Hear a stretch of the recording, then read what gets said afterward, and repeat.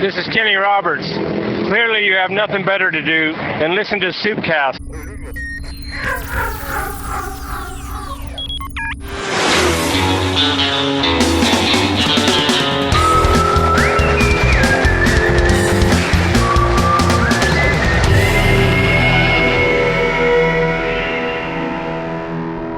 Welcome to the surface of Superbike Planet. The SuperbikePlanet.com podcast, SOUPKAST, is brought to you by American Honda. Greetings and welcome to SOUPKAST number 5 for June 22nd, 2006. This broadcast of SOUPKAST is slightly shorter than the episodes that we've done previously. We're still experimenting with the format, but there's still 2 features of audio goodness for you to listen to, including one that you can even sing along with. In the news this week is, of course, the MotoGP race from last weekend in Catalunya, where several riders crashed in a nasty Turn 1 incident, leaving the grid full of holes when it finally reformed for another Valentino Rossi water-through-the-screen-door performance. While the Turn 1 melee and the crashes that followed received most of the press after the race, along with Rossi's win, one slightly obscure detail evident in the televised race struck me.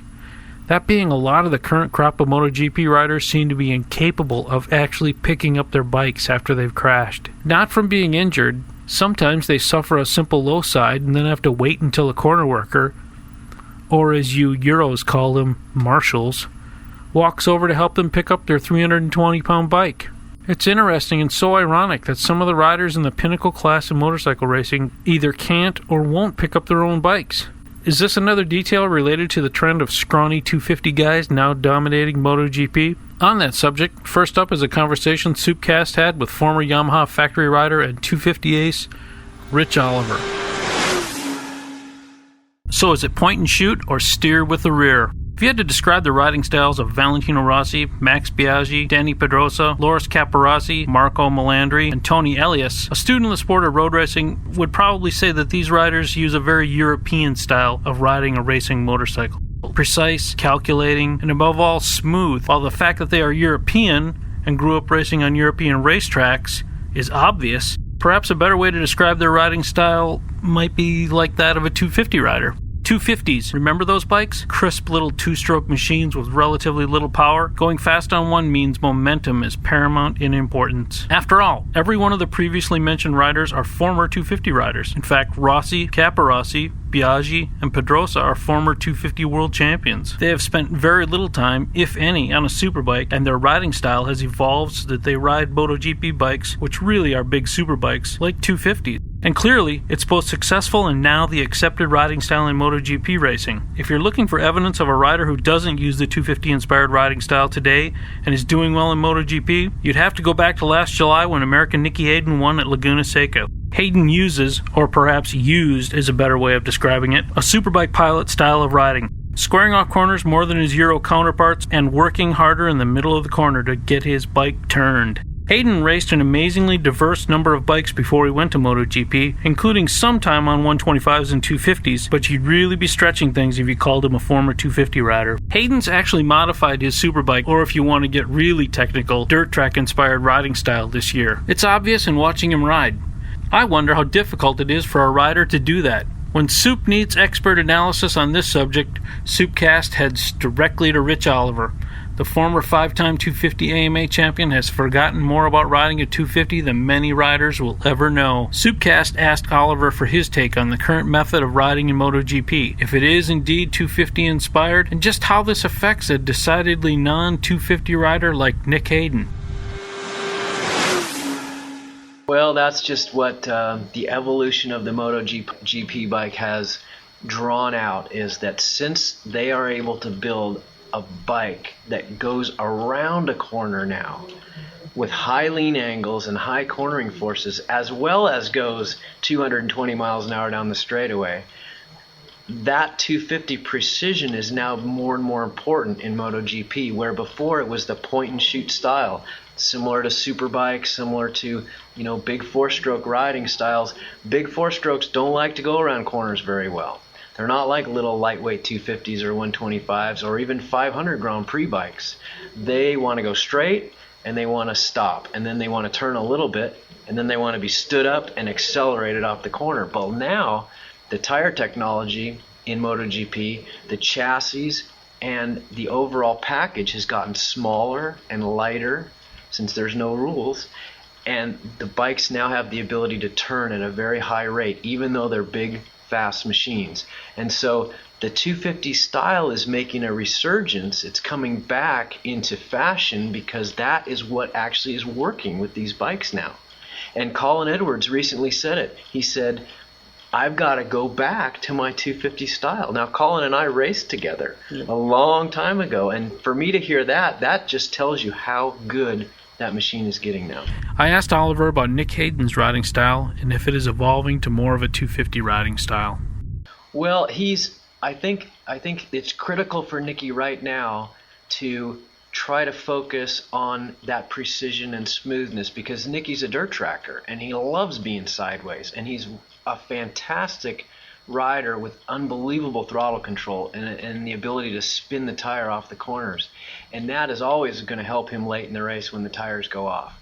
But I think in the beginning of the race, that more precise style will probably pay him dividends, and I've watched him over the last few races and I can see him tightening things up. You know, he's not wildly sliding into the corners like he used to.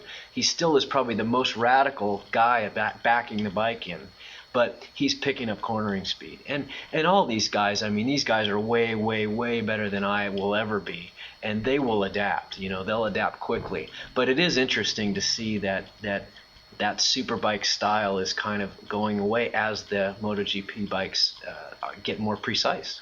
As long as I had Oliver in a locked studio, I asked him about Colin Edwards. The former two-time World Superbike champion has said publicly that he's trying to rebuild his riding style into more of a 250 riding style. How difficult is that for a rider? Yeah, difficult but not impossible. It just takes a certain amount of time, and that's one thing that I didn't have was very much time. When I rode Superbike, I had 1 year of learning. I went back out, I got hurt right away, and I lost my second year, and that was it for me. Now, Colin, he's got time, and as you can see, his results recently have started to pick up again.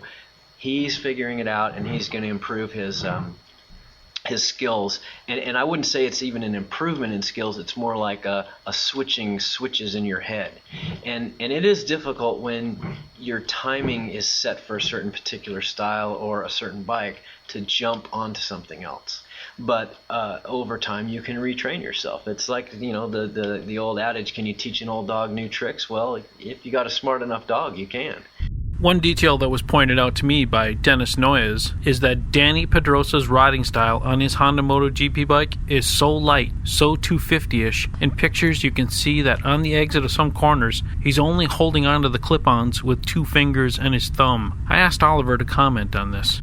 Well, that's a very good observation, and what you find is that the tire technology today doesn't require a lot of steering once the bike is banked over. In fact, if you steer too much, you scrub off speed. If you release the pressure on the bars and let the bike arc in its natural arc, it'll turn tighter. And so by not putting too much input into the bars is actually the technique of a very sophisticated rider. And it's a funny progression because as you come up as a rider, you hold on tight, you do a lot of steering, you use the bars a lot. But as you get better and better as a rider, your grip loosens. And as you say, you hold on with a very light touch and a few fingers, and you push when you need to, but then you release. And that ability to release your grip, especially with your inside arm, to not steer the bike, will allow the profile of the tires to cut the bike through the corner, to make it arc the way it was designed to with the tire engineers. And it's sort of one of those deals where the less you do, the better you go. If there are any broad observations of racing, one is that it's a bit like evolution, in that the strong always survives, and the species, at its core, is intent on survival, meaning the design team and the politics of racing follow the winner. If a 250 rider is doing well in MotoGP, the future machine and the tire technology will adapt to his needs. Does this mean a superbike rider is out in the cold in the current cycle? I asked Oliver for his opinion. Well, I do, and I also think it's very funny because throughout my career, when I first started, I remember Gary Mathers at Honda and some of the other big guys that were in the industry back when I was, 16, 17, 18. They said, look, kid, get off of that four-stroke and learn to ride a 250, and then we'll consider you as someone we might want. Then as I went through my career and I went into 250s, it was like, look, I wasn't a kid anymore, but they said, look, dude, if you don't know how to ride a four-stroke, you're never going to get a factory superbike ride. And Kenny Roberts will tell you this, that the powers that be generally follow the trends, as you say, of the bikes and the technology. And they'll change their mind if all of a sudden now you need a 250 rider. Well, they're the expert and they say, yes, of course we need 250 riders. Any fool would know that. Well, like you say, a year ago, it was all like, well, you need to have a four-stroke background if you want to get into MotoGP. 250 riders don't know how to handle that kind of power. So it goes back and forth, and as a rider, all you can do is try to adapt to the changing requirements of what you ride. And if you're a winner, you'll get hired. It's just as simple as that. How about traction control in MotoGP? Does that help a 250 rider, or your thoughts? Yeah, I think it's going to be very helpful for a 250 rider because basically that's what a 250 rider is used to, is fairly limited amount of overabundance, okay? So they're not used to having 220 horsepower available when they only need 100. They're used to using 90 horsepower and needing 88, and it's a lot narrower band. So that traction control has taken away the high side. They're only letting the rear wheel spin a little bit faster than the front wheel, if it's 5%, 6%, whatever it might be. And that means that a 250 guy doesn't have to worry about tossing himself into orbit because he high sides off of a slip with his hand with the throttle. Now he can open the throttle too far and go, well, I'm on the computer. The computer's sliding the bike for me. And to me, it sounds fun. I mean, I would love to try a bike like that. SOUPKAST would like to thank Rich Oliver for taking the time to answer ARC MotoGP questions. For more info on Rich Oliver or his mystery school, hit richoliver.net. Rich's riding school offers classes for everyone from the beginning rider to the expert racer. richoliver.net. Next up is some music. No, wait, don't turn us off. This is actually pretty good. A segment of Phil Fuson's song about racing at the Isle of Man ran in one of our beta SOUPKASTs, and after receiving several requests, we've decided to run the entire song. Besides, how many songs exist about motorcycle road racing anyway?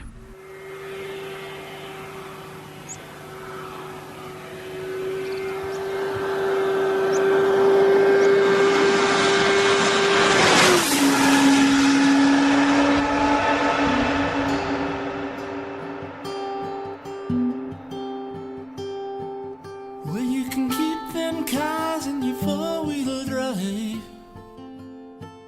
Give me the handlebars of a motorbike, and no Black Vincent or the new MP. Hell, I'd even ride a Harley, that's fine by me. I tell you, there's nothing's quite so fair as your knees in the breeze and your head in the air. The drive of a turn, you're done just right. I'm a two-wheel rocket, now get off me line. Hey little one, I got a dream. I wanna cross a mighty ocean to the Irish Sea. Hey little one, I got a plan. I'm gonna ride a motorbike around the Isle of Man.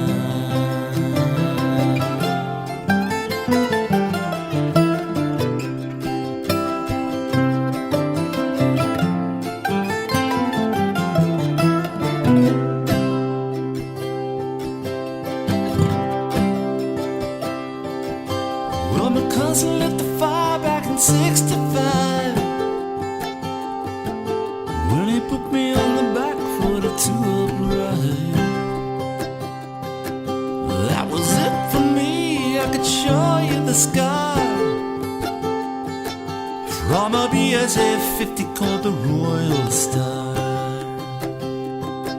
Now there's steel and chrome and wheels that shine.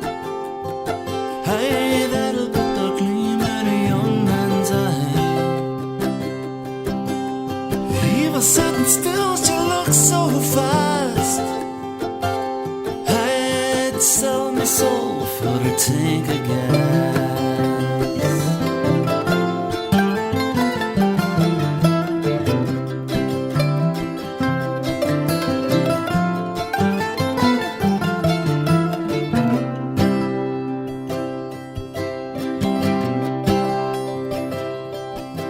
Now my mama never liked the fact I ride,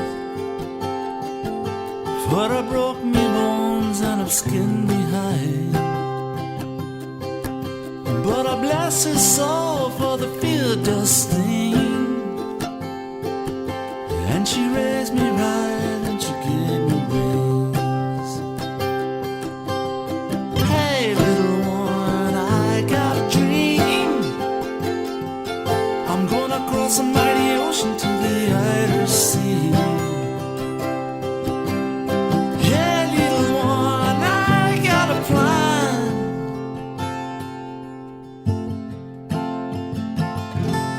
I'm gonna chase the ghost of Joey Dunlop round the Isle of Man.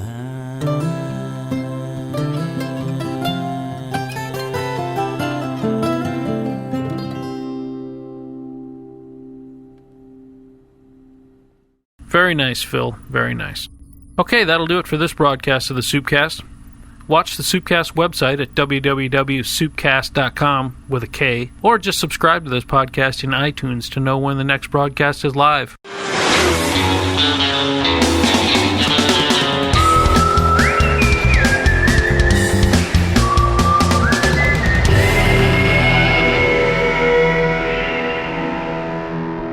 SOUPKAST is brought to you by American Honda.